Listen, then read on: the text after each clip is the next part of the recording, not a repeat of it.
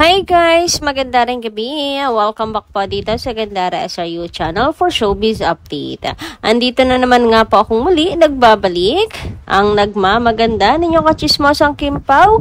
Wala na nga pong iba, si Gandara, upang maghatid sa inyo ng latest update and fresh happenings patungkol kina Kim Chiu and Paula Avellino. And para sa gabing ito, masayang update, balitaan ang atin pong pag-uusapan. Kasi nga, nagpakita at meron pong paglapag ng ayuda ang Kim Pao. And alam nyo, nakakatuwa, evidence never lies talaga. Woohoo! Ayan, if you don't get it, so sorry na lang talaga. Ewan ko kung papaano. Awa na lang talaga, Halatang halata na po. Ewan ko na lang. Kung hindi nyo pa talaga mag-gets.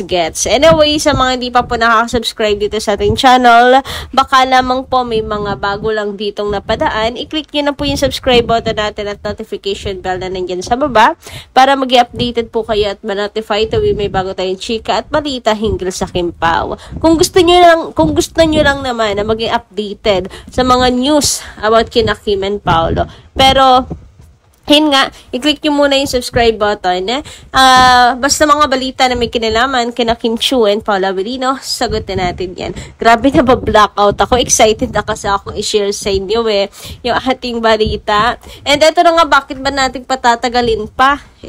Kanina pa natin itong pinagpifiestahan sa iba't ibang app, blue app, black app, red app, talaga naman. Kim Pao po, talagang pinag-uusapan. Thank you so much at meron pong paglapag ng ayuda.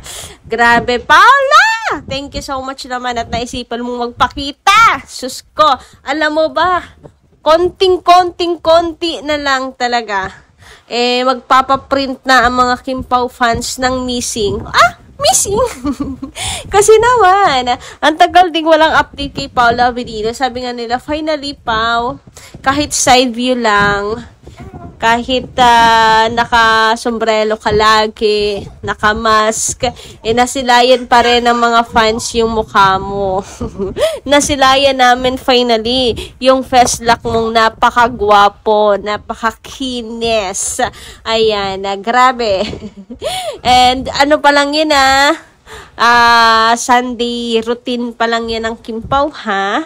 What more pa kaya kung may mas magagandang ayudas na ilalapag ang Kim Pao, di lalong nagulantang ang mundo ng Kim Pao Landia, di ba? Anyway, speaking of mas malalang ayuda, eto na nga ang isa. Grabe, evidence never lies pagdating po sa shoes nilang dalawa. Syempre, imposibleng wala pong pangsusokong magaganap. Syempre, tuwing magpapakita sila, kahit ka hindi sila magpakita, may soko team. Diba? Lalo pa ngayon na talagang umappear na sila. Hindi yan palalagpasin ng Kim Pao fans. And nakikita nyo ba yan? Nakikita nyo ba yung nakikita ko? For sure, nakita nyo na rin yan. At pinagpe-fiestahan na yan ng lahat. Ang couple shoes ng Kim Pao, tingnan nyo naman yung difference. Tingnan nyo naman yung similarities niyan. Color lang talaga ang pinagkaiba, mga inday. Diba? So, paano nyo ipapaliwanag yan ngayon, Kim Pao? Sige nga, Kim, lusot pa din nga. Palusot ka dyan. Charot. Pero dito pa lang, it speaks talaga naman pong super loud. Grabe. Dyan pa lang talaga. Hindi magsisinungaling ang evidences. Kitang-kita, huling-huli. Very, very magtsusawa. Very, very magjowa coded talaga silang dalawa. Hindi naman siguro nila yung tinatago, kasi kung tinatago, napakahigpit po na pagtatago yan. Pero hindi, lantaran talaga silang dalawa. Kumbaga private lang but not secret. O, di ba kahit nga sapatos lang ipakita ng Kim Pao, busog na tayo sa ayudas, di ba? Anyway, thank you sa napakagandang ayuda na to, Kim and Paolo. Finally, di ba, nakita ulit namin na together kayong dalawa. Kailan ulit magkakaroon ng event? Bukod sa Chowking, meron bang mas maaga pa? Atat ng mga fans. Gorabels na kahit masama ata ang panahon, ay for the go pa rin ang mga fans para makita silang dalawa. Pero hindi. Siyempre kapakanan pa rin ng mga fans yung iisipin nila Kim and Paolo. Anyway, ayan nga. Maraming salamat na after long years talaga. Napakahaba-habang panahon nakita ulit natin na magkasama ang Kim Pao. Apaka-OA. Para ang tagal na, mga 1 week lang na hindi natin sila maramdaman na magkasama. Talagang parang 10 taon na ang nakalipas.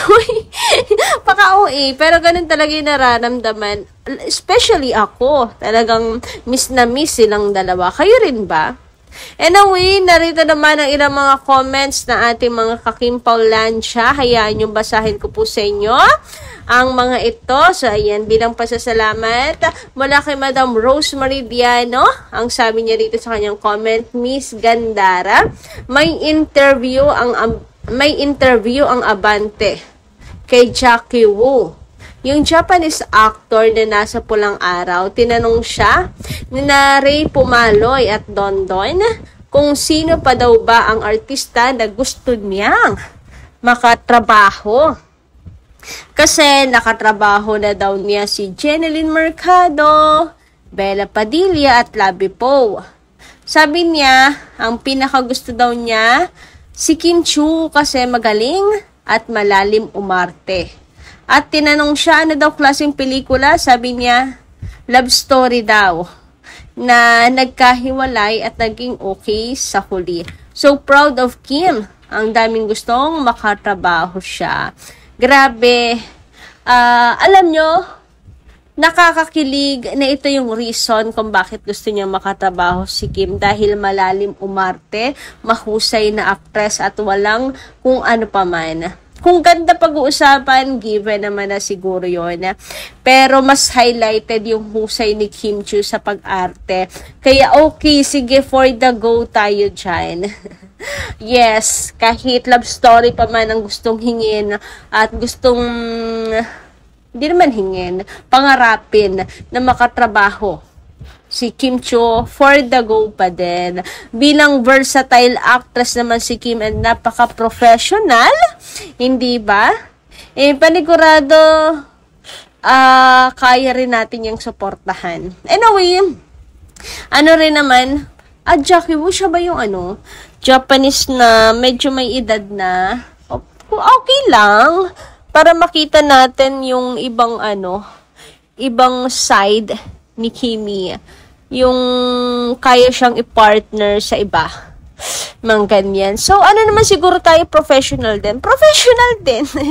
Kaya naman siguro nating Anyway, pinakampunto naman dito is maraming gustong makatrabaho si Kim Chiu. And nakakataba ng puso. Anyway, sabi naman dito na Madam Mary Feb Balsomo, maganda ring gabi. Wala si Kimi sa Showtime kasi nag-celebrate. Date sila kagabi sa birthday ni Aki. Hay! Huwag nyo naman akong winiwindang. Huwag nyo naman akong pinapakilig ng bonggang-bongga kasi baka hindi nyo ako makausap at hindi nyo ako makapag-update sa inyo ng maayos niyan. Mababaliw na naman ako. So, what if nga? Napuyat pala. Pero hindi rin si Kimi kahit puyat yan, for the go pa din yan celeb. Pero kung puyat yung yung dahilan, I don't think so. Pero spending talaga ng oras with Aki, with Paolo, ay, apakabongga talaga nun. Anyway, sabi pa dito, no need Kim Pao to confirm of their relationship kasi sa body language and kissing nila sa series and movie ibang-iba. They both happy in each other. Kim Pao, road to forever. Power couple talaga kasi sila kasi dami nagsasabi power couple na sila. We love you, Kim Pao. Samantala, from Madam Rosemary Chino, again, maganda rin gabi. Sabi niya, palagay ko Miss Gandara pumunta na sila ng Cebu. Baka bumiyahe na madaling araw kasi nandun na sa Cebu ang team, The Alibay. At 27 days daw sila doon. Okay na yung weather sa Cebu, hindi tulad ng Maynila. At 1 hour lang or less ang biyahe, Cebu by plane. So, sa ngayon, alam naman na siguro natin, 'di ba, kung nasa ng Kimpao. But looking forward na ituloy-tuloy po ang taping ng The Alibay. Alam niyo kung bakit? Kasi excited na akong mapanood siya. Excited na akong matapos para mapanood na natin. Pero nalaman kung kahit hindi pa tapos ay ipapalabas na nila, since sabi po ay very soon mapapanood na po natin ang The Alibay. So, ibig sabihin ba nito ay hindi na tayo mag-aantay pa ng 2026 bago ito mapanood? Abangan natin yan. Ang kasagutan sa susunod na kabanata. Charot. So yes, sana tuloy na po gumanda yung panahon and tuloy-tuloy po ang taping ng The Alibay. Kahit siguro pagdamutan muna tayo ng ayuda, basta mapadali lang at mapabilis ang paggawa ng The Alibay. And always safe sila, yun naman po ang importante. So yun lang muna ang ating update. Maraming salamat sa inyong pakikinig. Kita-kits po tayo sa mga susunod ko pang chikas. Maraming pong salamat.